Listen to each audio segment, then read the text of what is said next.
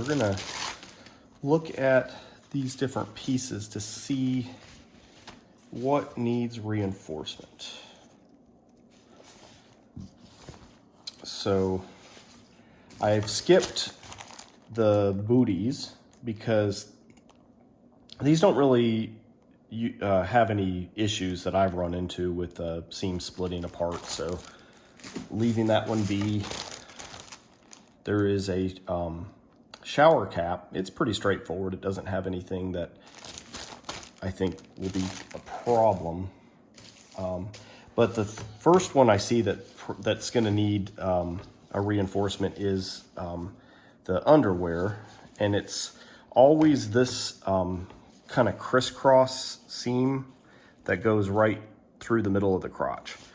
And so what needs to happen is this seam needs reinforcement here, and then this seam that goes this way needs reinforcement at least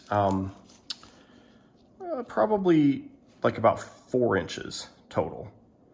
And so there's 2 ways you can do it. You can reinforce with strips of vinyl glued over the outside, or you can do it on the inside. The inside's a little bit trickier because there is a seam flap where the original factory welding was done. And the way they weld it is kind of similar to the way you sew stuff, where you bring 2 pieces of material together and then you sew it, and then you kind of end up with a flap on the inside. So they basically just, instead of sewing, they pinched with a welding tool. It's basically just a big long bar that kind of comes together and welds it with, it's actually usually with ultrasound or with radio waves, which in either case it generates heat. But we, on the other hand, use vinyl cement, which is, it's another method of welding. It's chemical welding. So I can choose to do it on the inside, and if I do that, then what I have to do is I have to actually kind of glue the seam flap over first, and then glue a strip on top of that. So usually what I would do, I kind of make the decision based on whether it's transparent or not. Because if it's transparent and I do all this work on the inside, you're gonna see it anyways. So actually what might be easier to do is to go ahead and do it on the outside, because I can actually use a little bit less glue, and it might actually end up looking a little bit better just doing it on the outside. If it were opaque material, then I might do it all on the inside. That way you just don't even see anything on the outside. So that's kind of my method. I think you can do it either way. The only tricky thing to do it on the inside is you really want to make sure that you get this pressed flat and you don't get bubbles up under there, because on the outside you can kind of see like little wrinkles or bubbles if you don't get it completely flat. So I'm going to go ahead and get some material, and the trick is to try to find something that's pretty close. And I think for most stuff I have some clear material, and I think this is probably going to work pretty good with most of the things. So let's do a couple little strips.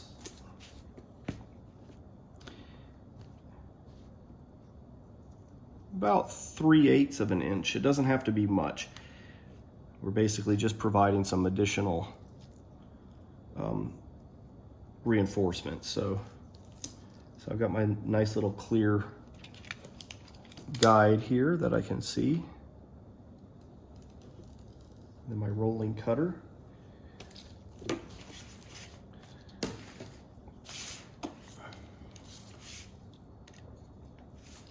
And I've got my cutting mat, but I've also got a sheet of glass that I will use to kind of roll against. This is harder than this. Now, I always take and I round my ends because the corners don't ever really stay glued. And the problem is once something that you've glued down starts to peel up, it will continue to peel up. So to prevent it from starting to peel up, don't have corners. Then it'll last a lot longer. So I always like to work across a curved surface because all the seams are curved. So I have a glass jar here. And the first seam that I'm going to do is going to be, I think I'll go ahead and do this seam here like this. So what I'm going to do is take, I have my syringe of glue, and I'm going to put, if my needle isn't all clogged up, let me see if I can get it unclogged. This was used yesterday, and it usually,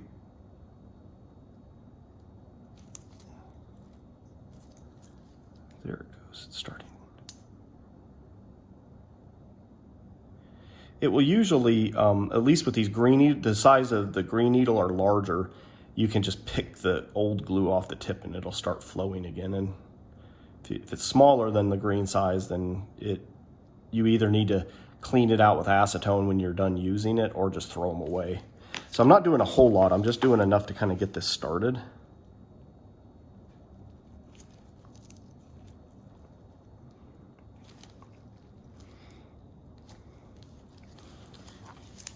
And so I have glued this down. One good thing to point out is on this vinyl, there's white dots. Those are actually printed on there. And the glue and also the acetone that we use to clean the glue up will take off that white print. So be careful. You don't want to get glue on it, or you don't want to rub the acetone across it because it'll just take it off. Which, you know, I mean, if that's what you want to do, but just know that that's going to happen. Same thing if you're working on, for example, a pool toy, like we build suits out of. A lot of times, like the eyes and the mouth and all that kind of stuff is, or if it has any sort of graphics, it's printed on. Same thing, it can get wiped off with the acetone or glue.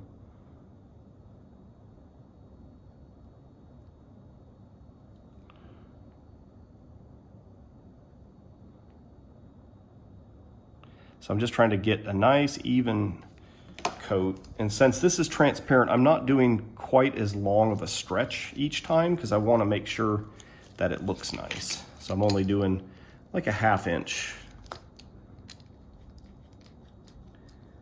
And I have this metal leather working roller. It's nice and heavy. You don't have to push as hard. It kind of has its own weight. Makes it a lot easier to get the bubbles out.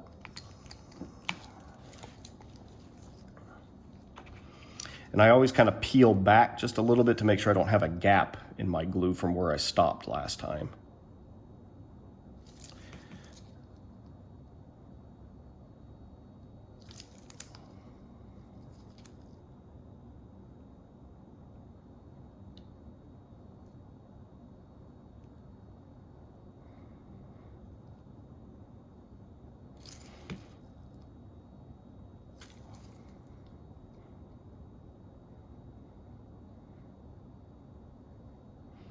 Making sure I got all the way to the sides.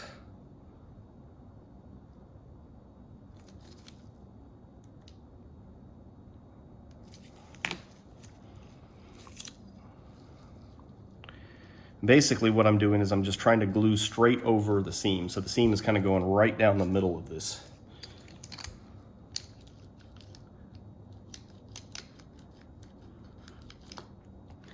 And we're just reinforcing it.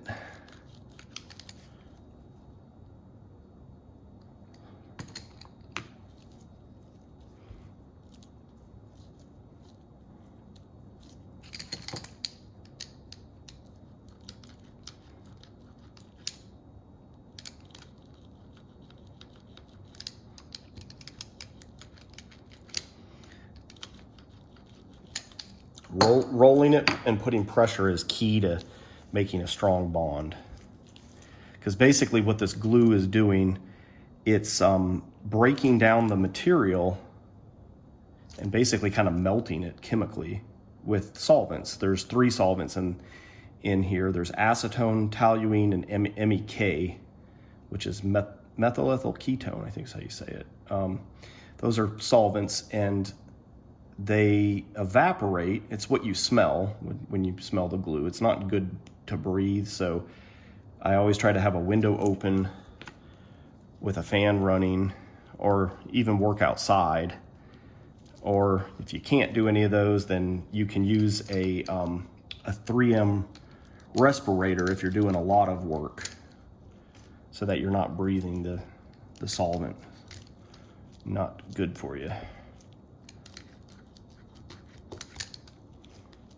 And really it's more about prolonged exposure and how much you're exposed to. It's probably not gonna really harm you if you just do one little patch and then stop. But if you keep doing it for long periods and doing it a lot, it's good to make sure that you're not breathing the solvent. And one thing that really helps is that we use these syringes, so you're not really letting much of that glue out at any time. Not like we have an open jar of glue. It's just a little bit coming out every time, just enough to glue down what we're working with.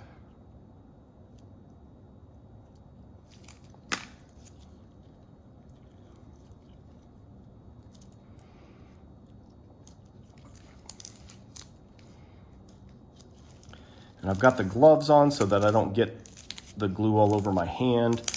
And also, since these are new, I don't want, my oils from like my hands and stuff getting all over the material, because that is one thing that damages the material over time, is exposure to oil and stuff like that from your skin. So it's to keep it in good shape over long periods of time, it's good to make sure that you use a dish soap like Dawn to wash it with, and to wash it as close to when you take it off, or whenever it's been exposed to your skin, to clean it so that it doesn't just sit there, because it'll basically harden the material over time, kind of breaks it down.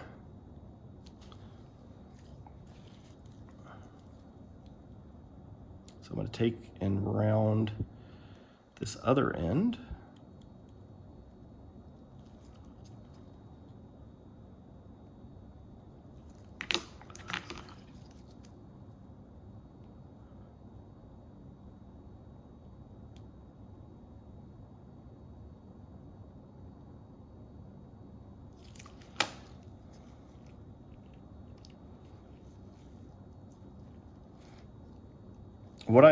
Every time I push down, I usually switch to a different part. That way, if glue squishes out, I don't then push again and re-stick the glue and make a mess.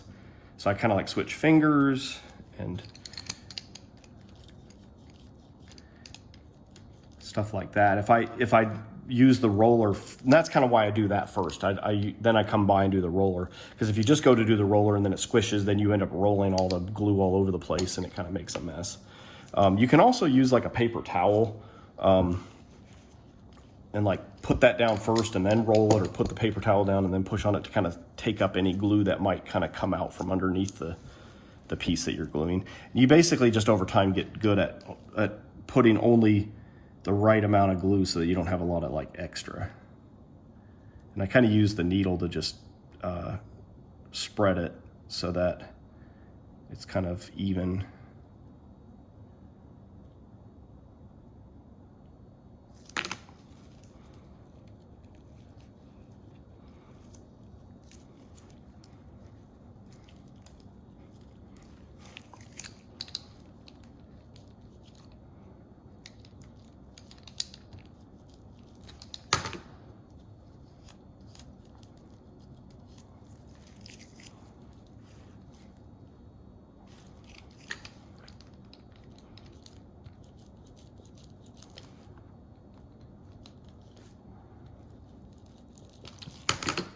All right, so I think that one's done.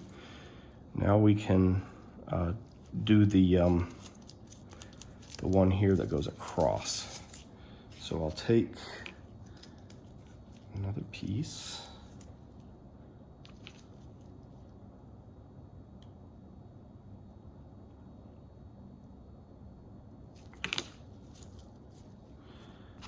I'm going to go ahead and glue the end to get it started.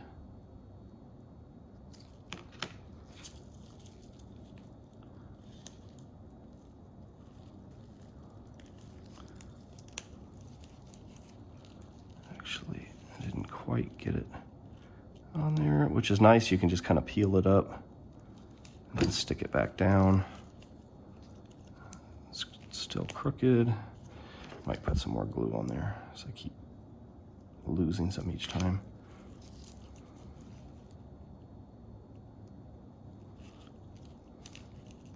Just want to make sure it's straight, and you can also sort of like push it while the glue is wet. You can kind of slide it.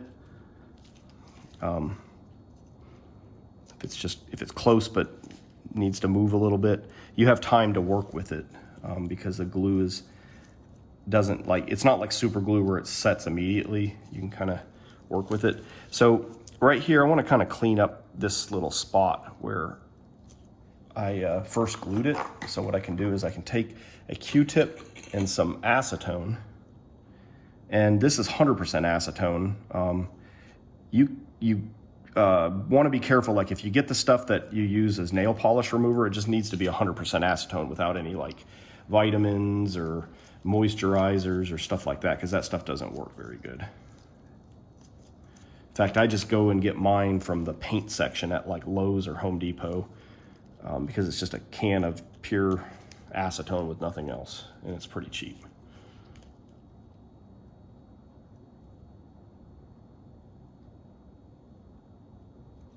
All right, around that.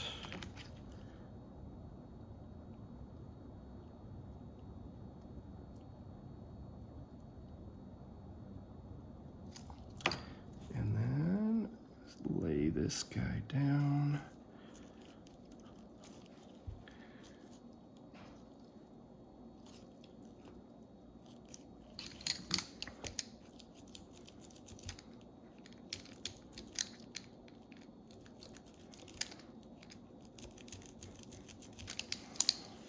Even go back and do the first one a little bit. Just make sure it's nice and bonded.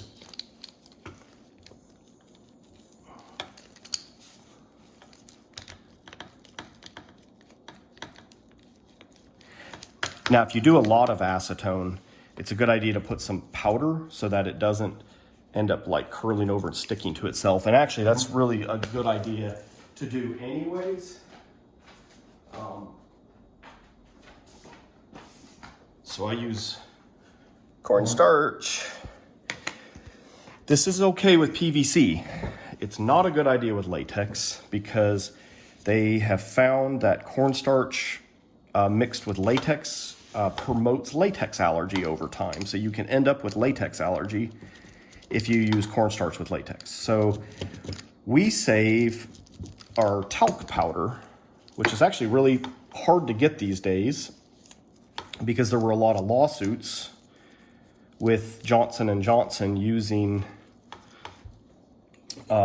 talc for baby powder, and apparently it had some asbestos because it was like in the same, it was mined from the same place asbestos was. And so they quit using it. They're actually, most of the baby powder is actually cornstarch now. So about the only place that you can get it is you actually have to like go to a specialty like latex store, and they usually can get it. I know one company that makes it is B-Gloss. That's the stuff we get, but it's kind of expensive. So I save it for latex, and then I use cornstarch on everything else. And so I'm kind of doing a little bit of cornstarch on all of this, just that way if it folds over and there was maybe a little bit of glue, it doesn't end up sticking to itself, because that can happen even after it feels like the glue is dry. If you end up getting this done and you fold it back up and then it sits for a while, it can actually like bond, and you don't want that. So that one is done. So we got a reinforcement, and that's really the only spot. Well, I'm debating.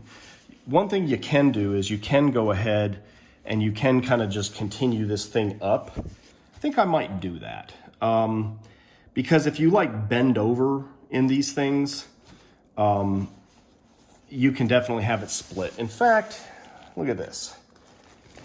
I didn't reinforce these shorts, and I was wearing them and bent over, and now I got this tear. So you can kind of see, like, that seam probably does need to be, go ahead and reinforce it, because it's easier to reinforce it when it's not torn as opposed to having to fix it once it's torn. It's fixable, but so let's do that. I'm going to go ahead and basically just, I'm going to stop the video, but I'm going to go ahead and I'll reinforce this seam all the way up on both sides and then call that done.